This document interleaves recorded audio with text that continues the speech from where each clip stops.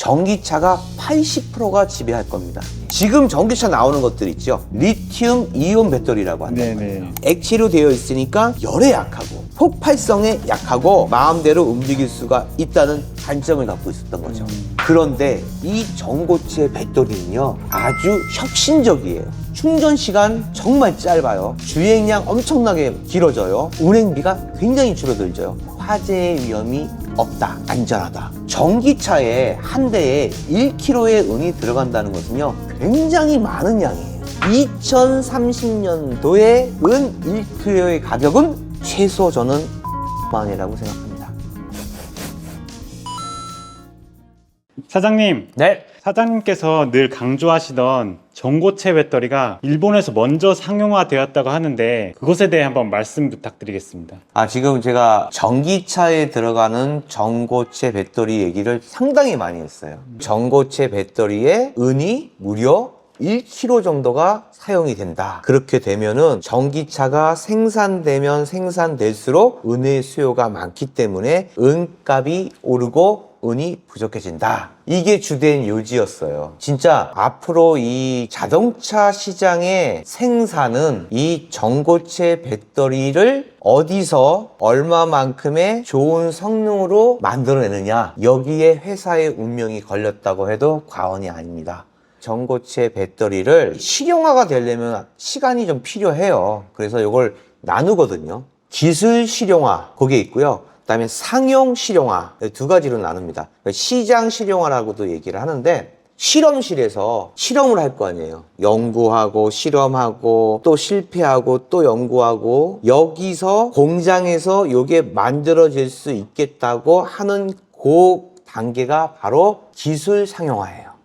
일본에서 전고체 배터리를 기술 상용화를 할 수 있다라고 뉴스를 타진한 것이 바로 실험실에서 공장으로 가기까지가 완성이 됐다는 뜻입니다. 근데 요게 만약에 우리 같은 사람들이 전기차를 사러 갔는데 전고체 배터리가 있는 전기차를 우리가 산다라고 하면은 요거 같은 경우에는 더 시간이 오래 걸리는 겁니다. 완성이 돼서 차 배터리에 들어가서 우리 같은 고객들한테 나오기까지가 아직도 시간이 많다, 이렇게 알고 계시면 되는데, 굉장히 궁금했어요. 과연 이게 어디서 가장 먼저 나올 것이냐, 그게 제일 관심이고요. 두 번째는 뭐냐면은 어디서 가장 좋은 성능으로 만들어낼 것인가, 요게 두 번째고요. 세 번째는 과연 전 세계의 전기차가 어느 정도 대중화가 될 것인가, 거기에 은은 얼마만큼 사용하게 될 것인가, 이게 요점이에요 지금. 그런데 일본에서 먼저 탁 치고 나갔어요. 거기가 어디냐면은 일본의 그 자동차에서 아는 데 있어요, 우성 씨? 제일 유명한 건 도요타. 도요타. 네. 그리고 또 아는 데 있어요? 혼다. 혼다. 뭐 닛산도 있고. 닙산. 네네. 뭐 이런 것들이 좀 유명한 회사들이죠. 그런데 이 뉴스가 어디서 나왔냐면 도요타예요. 도요타에서 전고체 배터리, 전기차에 들어가는 전고체 배터리의 기술 상용화를 선언했어요.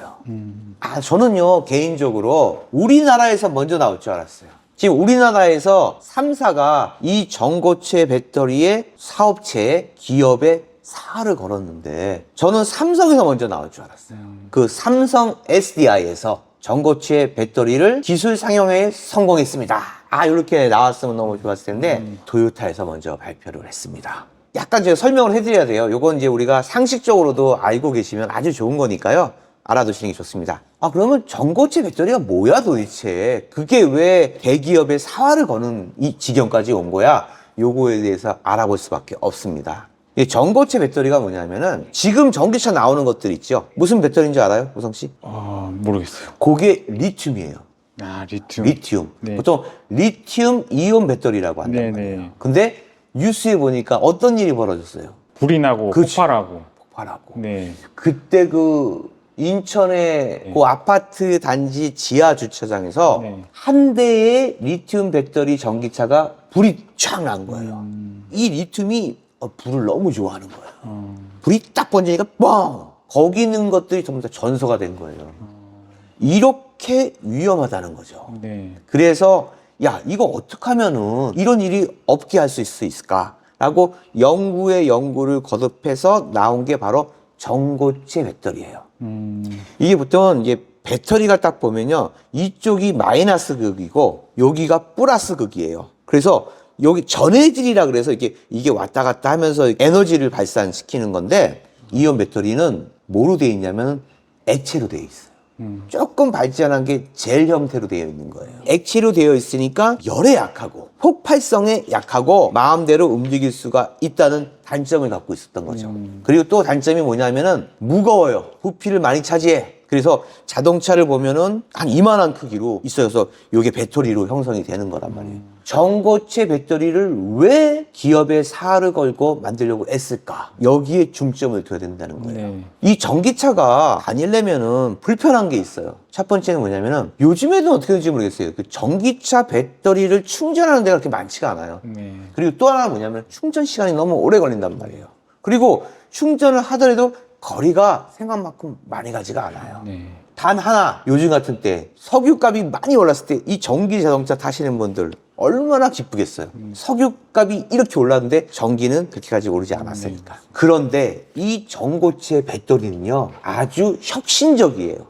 뭐냐면은 일단 요번에 그 도요타에서 발표한 전고체 배터리 실험실에서 공장으로 옮겨가는 거를 보통 2027년도를 목표로 하고 있어요. 삼성도 2027년, 중국도 니오라는 데가 있는데요. 거기도 2027년, 일본도 2027년입니다. 도요타에서 이렇게 발표한 이유는 뭐냐면은 이 세 나라에서 거의 스파이 전쟁을 하다시피 해서 어떻게 하든지 먼저 훌륭하게 만들려고 하고 있어요. 근데 요번에 일본 도요타에서 발표를 했어요. 야, 획기적이에요, 획기적. 충전 시간을 한 번에 10분으로 잡았어요. 야, 대단한 겁니다. 그리고 더 획기적인 게 바로 뭐냐면요, 주행 거리예요. 주행 거리가 1200km. 한 번 충전에 10분밖에 안 걸려요. 근데 주행 거리는 1200km. 우성 씨, 네. 서울에서 부산까지 어느 정도 나와요? 400km 정도. 400km 정도? 세 배네. 네. 네. 서울에서 부산 갔다가 왕복으로 집에 왔어. 근데 부산에 뭘 놓고 왔어? 다시 가는 거리. 한 번 충전으로 1200km. 그 정도면은 기름차보다도 더 멀리 가는 것 같은데요? 훨씬 멀리 가고, 그리고 기름값이 전혀 아, 안 들 정도로 그렇죠. 저렴하게 가는 거죠. 훨씬 저렴하죠. 자, 한번 보십시오. 전기차가 80%가 지배할 겁니다. 왜? 석유가 너무 비싸니까, 경유가 너무 비싸니까 다 전기차로 갈 겁니다. 근데 초창기에 나온 전기차들이 뭐가 불편했어요? 요즘은 뭐 아파트에서 충전하는 데가 있는데 뭐 거의 하루 종일 걸린다고 제가 들었거든요. 근데 지금 10분에 1200km. 이건 완전히 혁신입니다. 그래서 앞으로는 전기차 위주로 판매가 많이 될 거예요. 우리나라 기업 중에서 전고체 배터리를 하는 나라가 한 3개 정도 되거든요. 가장 두드러진 데가 바로 삼성 SDI. 그리고 두 번째가 뭐냐면 LG 에너지 솔루션. 그리고 하는 데가 이제 현대. 이렇게 하고 있는데요. 지금 제일 앞서 나가고 있는 것이 삼성 SDI입니다. 제가 단언컨대 삼성도요, 2027년에 공장 상용화는 완료가 될 것으로 알고 있습니다. 근데 지금 도요타에서 발표하는 거는 지금 충전 시간은 10분이고요. 그리고 주행 거리가 1200km라는 거, 요거를 발표를 한 거예요. 그쪽에서 목표는요, 일반 사람들이 이 전기차, 전고체 배터리를 사용할 수 있을 때가 바로 2030년을 보고 있어요. 제가 왜 자동차 업계에도 없는데 이렇게 자세하게 전기차에 대해서 얘기하는 이유가 뭐겠습니까? 언제쯤 되고 어떻게 되고 어느 정도가 나가고 하는 것을 아셔야지만 언제부터 은이 많이 사용이 되고 은이 모자라서 가격이 오르는가를 제가 이렇게 알려드리면요, 여러분께서 공부를 더 하셔야 돼요. 그러면 이렇게 되면은 은이 모자랄 것이고, 이렇게 되면은 기업체에서 은을 다 사 모으니까 개인들한테 오기가 상당히 힘드니까 먼저 선점을 해야겠구나 라는 걸 요 연도별로 아시라는 겁니다. 공장에서 우리 소비자들한테 오는 시대를 2030년으로 보고 있습니다. 과연 얼마만큼의 은을 넣을 것인가? 여러분 상상이 가십니까? 전기차에 한 대에 1kg의 은이 들어간다는 것은요, 굉장히 많은 양이에요. 근데 이게 논란이 되는 게 있어요. 아니에요. 전기차 한 대에 은 1kg까지 들어가지가 않습니다 라고 얘기하시는 분들도 굉장히 많습니다. 저희가 공부한 바로는요, 1kg가 들어가요. 언제요? 초창기 때요. 이게 2030년부터 상용화가 돼서 전기차가 나와서 전고체가 나오면 거의 1kg가 들어갑니다. 그리고 나서 더 발전하고 더 발전하면 은의 사용량이 조금씩 줄어들겠죠. 하지만 이게 생산화가 돼서 처음에 나올 때는요, 거의 폭발적으로 은이 많이 사용된다는 거 기억해 주십시오. 그럼 어떻게 사용되느냐? 전고체 배터리에 보면요, 마이너스 극과 플러스 극이 있어요. 이 은이 들어가는 곳이 바로 마이너스 극에 들어갑니다. 마이너스 극에 있는 쪽을요, 은으로 코팅을 합니다. 그리고요, 은 고체화 해가지고 들어가는 부분이 또 따로 있고요, 은 나노가 들어가는 것도 따로 돼 있습니다. 그래서 요 전체적으로 이게 들어가는 것하고요, 자동차 내부에도 들어가는 곳이 따로 있습니다. 그래서 자동차 한 대에 들어가는 은의 총량이 1kg 정도 된다, 이렇게 생각하시면 될 것 같습니다. 지금 은 배터리, 전고체 배터리를 만들어서 자동차에 장착을 하잖아요. 그러면 이게 수명이요, 보통 배터리 같은 경우가 잘 만든 것들이 길어야 한 10년 되거든요. 이 전고체 배터리 은은요, 거의 40년입니다. 이거를 재활용해서 다시 사용하기가 좀 힘들어요. 누누이 얘기하잖아요. 금을 갖다가 재활용해서 재입수하는 경우가 금 같은 경우에는 거의 90%가 넘어요. 그런데 은 같은 경우에는요, 다시 회수하는 회수율이요, 50%도 안 돼요. 그 점을 생각해 주시는 것도 사가지고 몇 년 동안 갖고 있고 다시 팔 시점을 아시는, 요 개인적으로 공부하시는 데 도움이 되고자 제가 말씀을 드리고 있습니다. 그리고 또 하나 뭐냐면은, 전고체 배터리를 이렇게 열심히 해서 만들었다고 쳐봐요. 왜 회사에서 전기차에 사용하려고 이 전고체 배터리에 기업의 사활을 걸었을까? 아니라는 거죠. 전고체 배터리는요, 전기차에만 쓰려고 개발하는 게 아닙니다. 뭐가 있겠습니까? 추진력이 있는 모든 것들에 배터리가 들어갑니다. 추진체가 있고 날아가는 것 중에 뭐가 있을까요? 미사일이 들어가고 또 어디에 들어가겠어요? 로켓이요. 그래, 로켓. 로켓하고 비슷한데 이걸 만들면은 미국에서 당장 잡아먹을 것이 하고, 이걸로 사용하면은 일단 묵인해주는, 그게 뭘까요? 인공위성이에요. 미국이 북이 핵을 갖고 있어 무서워하는 게 아니고요, 대륙간 미사일 추진체를 무서워하는 거예요. 거기 중국도 있고 러시아도 있고 북한도 있고 한국인데, 니네들끼리 싸워서 뭐 하다가 빵 하면은 뭐 우리는 뭔 상관이야, 멀리 있는데. 근데 북한에서 핵만 만든 게 아니라 대륙간 미사일을 만들었단 말이에요. 하와이까지 로켓이 간단 말이에요. 그리고 또 하나는 뭐냐면, 이 로켓은요, 거기까지 가려면요, 지구 밖을 나갔다가 다시 떨어지는 겁니다. 그게 거의 비슷합니다. 이 추진체에 나가는 그게. 여기에도 다 마찬가지예요. 배터리가 들어간단 말이에요. 리튬은 액화, 가다가 폭파하고 이 열에 굉장히 약하기 때문에요, 위험하다는 거죠. 이게 전고체로 바뀌는 순간에 완전히 혁신을 이룰 수 있는 겁니다. 그래서 전고체가 혁신을 이루는 배터리라고 얘기를 하는 겁니다. 저는 개인적으로 생각해서 토요타에서 만든 10분의 충전 시간에 1200km가 가는 것을 공약으로 말씀을 드렸는데요, 삼성에서는요, 이거보다 충전 시간은 더 짧아질 거고요, 저는 8분대로 보고 있고요, 거리는 1500km 정도 될 거라고 저는 확신하고 있습니다. 전 금은방 사장이죠. 여러분들은 뭐예요? 금하고 은에 관심 있는 사람들이잖아요. 이렇게 장중하게 배터리에 대해서 설명을 했어요. 제가 왜 배터리에 대해서 얘기를 해야 됩니까? 이 전고체 배터리에는 은이 많이 들어가기 때문입니다. 그래서 제가 누누하게 이렇게 말씀을 드리는 거고요. 중국에는요, 리오라는 회사가 있어요. 여긴 뭐냐면 액화 반, 그 다음에 고체 반, 반고체라 그래요. 전고체로 만드는 거요, 비용 굉장히 많이 들어가요. 그러면 이 비용이 많이 들면 차값이 더 비싸지겠죠. 차값이 비싸지더라도 안전하니까 산다는 거죠. 안전하다는 게 무슨 뜻이에요? 화재 위험이 거의 없다, 열에 강하다. 사람들이, 내가 전기차 아주 좋은 거 하나 뽑았는데, 이거 불안해서 어떻게 가지고 다닐 수 있겠냐. 그런데 전고체 배터리는 어때요? 그럴 염려가 없다는 거예요.